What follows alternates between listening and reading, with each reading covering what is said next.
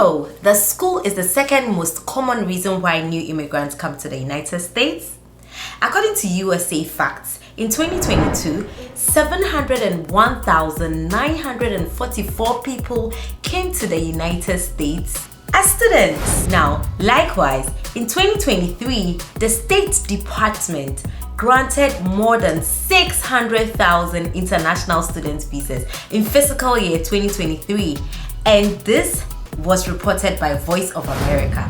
Now tell me the reason why you cannot get your F1 visa to come study in the United States of America. After going through the rigorous application to admission process, getting your I-20 and filling your DS-160, tell me why the visa interview should be the reason why you would be denied. I'll share with you my story, how I got my visa approved in less than 5 minutes. Stay with me. I attended Brandeis University, located in Waltham, Massachusetts, and I graduated with a master's degree in global health policy and management. Before everything, I did my visa interview. I'll tell you my story about my visa interview. Gosh, it was not a typical period as there were no dates in Ghana. Now, I had to look for alternative means. I communicated with my school with an idea to defer my program and wait to get dates in Ghana. However, my school alerted me that they know of some people who are able to get visas from other countries and still make it to the United States. Which country? I was really wondering what to do. My school used to send, being a good school as it is, they used to send weekly updates on slots that were opened in different US visa centers in different countries. Now, I had to do research, an extensive research. Guys, I keep telling you that you can't embark on a study abroad journey without doing some form of personal research. Guys, you are going to be a student, so the earlier you take some of these research processes into your hands, the better. Go online. There's so much information out there, and there's so many YouTube channels like mine and so many people who have dedicated themselves to help other people navigate their study abroad pathway, so you don't face the kind of challenges that we did. Back to the story. So based on what the school sent me, I had to write a list of all countries that had available slots within the short period of time that I had. Voila, I found Sierra Leone to be the next closest country in West Africa to embark on this visa process. Yes. Anyways, I can be wild sometimes. So I went to Sierra Leone, I picked the date, and I went all the way to Sierra Leone. Now, it was also another journey and another story for another day. If you want to know that story of everything that happened in between, just comment in the comment section below. Just say, I want to know about Sierra Leone, and I'll do a different video about that. Now, moving on the day of the interview, or the day prior to the interview, I watched a ton of YouTube videos. I'm not gonna lie, I don't remember exactly the channels I watched. If I do, they deserve some accolades, so I'm going to put it in the description box below. But it was a whole lot. That's to say, you can't watch just one video and you are okay. You need to watch a couple of videos. Sometimes you have the facts, but just to boost your confidence, you know, videos like these.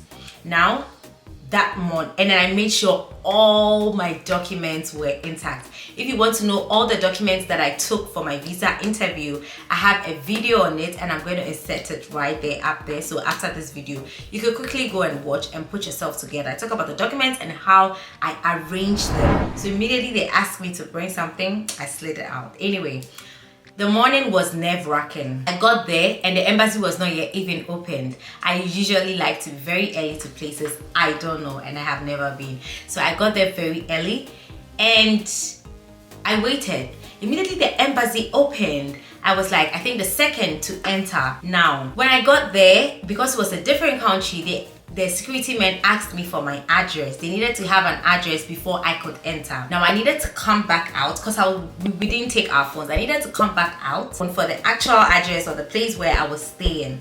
In the process of doing that, about 10 people got in before me. Oh my gosh, it was so disappointing and I was very sad. But delay is not denial. I'll tell you today. And you know the reason why as I continue to narrate the story. So I got the address and I headed straight to the place. I provided the address to the security man. He took it down and he allowed me to go inside. He took all my belongings, filed it. You know, they're not going to let you go inside with anything apart from your documents. So fortunately, my documents were in a clear bag, so they asked me to put the documents in a clear bag and go inside with it. I was excited. Now, mind you, there were about 12 people before me. I'm like, oh my God, what if all these people are become bad luck and then due to them, I don't get my visa? I was just sitting down, and one striking thing I will remember to say when it comes to this Sierra Leone embassy, Sierra Leone U.S. embassy. Why are you people like that? Do you know what they did, guys? They have this nice screen over there where they show the different states in America and the different monuments, or like, you know, something that you know is particular to the states. For example, when you go to New York, the Statue of Liberty, when you see the Statue of Liberty, you know that it's definitely New York. And they were doing it state by state, showing wonderful pictures of the United States of America. Imagine viewing all this when you're waiting and you're denied the visa. Anyway, that aside, we sat, and I was just looking at all the people there. Some people were so relaxed. There was this guy, I think he was the first person. I don't know where he got his confidence from, but I need it. I'm usually confident, but that was the most nerve-wracking moment of my life. It's like your sort of life or the next thing you want to do in life is in one person's hand. Anyway, the guy was so comfortable seated, legs crossed, looking through a magazine, like flipping the magazine. I'm like, hey. Anyway, he was bounced. I don't know what happened, but I think the first 4, 5, even up to let's say 6 or 7 people were bounced straight. And how you get to know is you hear everything. Where we were sitting, it's just like going to the bank and then there's a teller and then they're having the conversation, so you can hear everything. Fortunately, there were, I think, 2 people before me. So I met one of my professors back in school, and he was going for a conference. So I think there was just one guy between he and I. So they started issuing the visas from my professor. And so they asked him, where are you going? He said he's going for he's a pathology professor. I'm going for a pathology conference. And then they were like, where? Then I'm sure when you open his passport, you know, there are lots of stamps here and there. They just said, okay, they just gave it to him and then he left. Then the next person after me, I don't really remember the details of his story because I was really like into my documents. Like I was into my documents, I was in my head, I was just, you know, just trying to flip. And I think before the pathology professor, the consular officer shut the window for like close to 30 minutes. God, I don't know what she was doing. It was a lady. I don't know what she was doing. But I don't know if she went to review the rest of us, so it's easy for her to, you know, go. I have no idea what she was doing. After the pathology professor got his visa, then the next person also got their visa. Then it was my turn. Finally got to my turn, and I think I was done in like 2 minutes. Like I said, I feel like because she closed that window for like more than 30 minutes, she had gone to review a lot of things. I feel like she had reviewed and she had made her decision like, let's say 80%, and was just left with you to come and prove that whatever she's thinking was right. So I was asked only 3 questions, and that span like, I should say 2 minutes if I'm not exaggerating, but I know it's 2 minutes. So that's really less than 5 minutes. So I was asked only 3 questions. Why global health policy and management?